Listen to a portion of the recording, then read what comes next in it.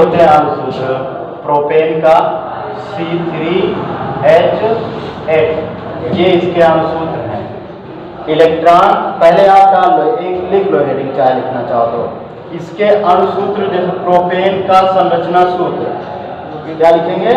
Propane का संरचना सूत्र, फिर इसको बना लो, ठीक है। 1 2 3 कार्बन है, यहाँ पर देख लो 1 2 3, इसको हम पढ़ेंगे प्रोपेन, हो जाएगा। तीसरा वाला देखो प्रोपेन में प्रो, ठीक है।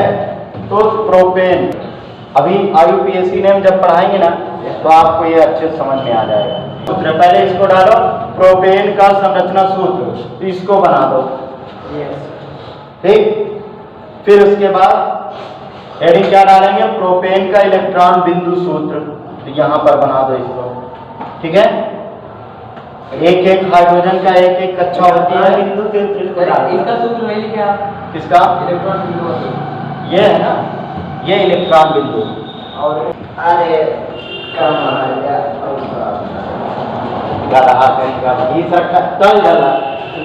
अगले महीने जमा कर चल।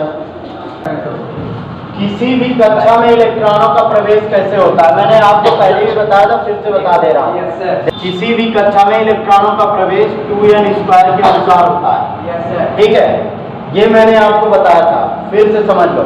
2n² के अनुसार मतलब n क्या है? जहां पर n 1 2 3 dot dot dot infinite, ये क्या है? कक्षकों की संख्या है। n क्या है?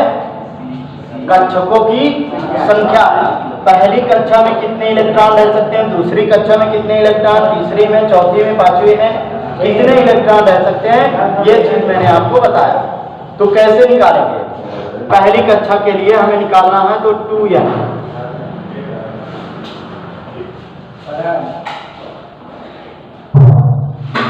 पहली कक्षा में कितने इलेक्ट्रॉन रह सकते हैं बताओ?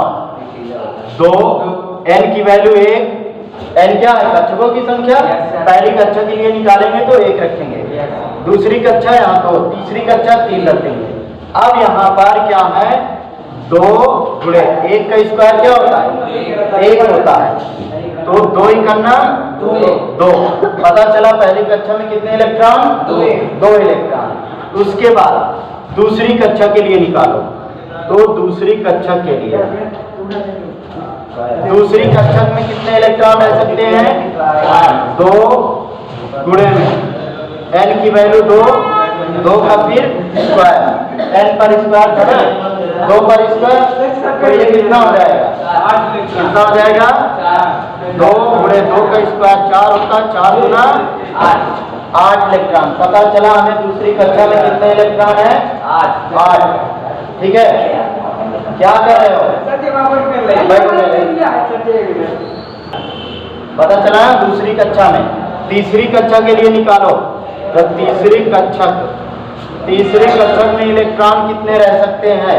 उसके लिए हमें क्या करना है? 2n², n की जगह 3, इसका स्क्वायर कर देंगे, तो कितना हो जाएगा? 2 गुणे में 3 का स्क्वायर 9 बराबर 18 इलेक्ट्रॉन। इसी तरीके चौथी कक्षा में 4 का स्क्वायर 16, 16 गुना 32 इलेक्ट्रॉन। पांचवी कक्षा में नहीं, ये इलेक्ट्रॉनों का प्रवेश आप समझो, किस कक्षा में कितने इलेक्ट्रॉन रह सकते हैं, समझ में आ रहा है? किस कक्षा में कितने इलेक्ट्रॉन रह सकते हैं, ये चीज मैंने बताया। इसको आप ध्यान से समझ लो। चौथी कक्षा में कितने रहेंगे, पांचवी कक्षा में कितने, छठी कक्षा में इलेक्ट्रॉन किसी भी तत्व के कक्षा में जितने इलेक्ट्रॉन किसी भी तत्व की जितनी कक्षा होती है उसमें कितने इलेक्ट्रॉन रह सकते हैं। पहली वाली कक्षा में, दूसरी कक्षा में, तीसरी कक्षा में, इससे ज्यादा नहीं भरे जा सकते। ये एक लिमिट होती है, सीमा होती है, इससे ज्यादा हम नहीं भर सकते हैं। जैसे पहली कक्षा में 2 ही इलेक्ट्रॉन रख सकते हैं, तीसरा नहीं जाएगा, उसकी क्षमता इतनी है।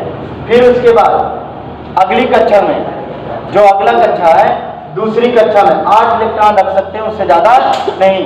फिर तीसरी कक्षा में 18 इलेक्ट्रॉन प्रवेश कर सकते हैं, इससे ज्यादा नहीं, ठीक है ना?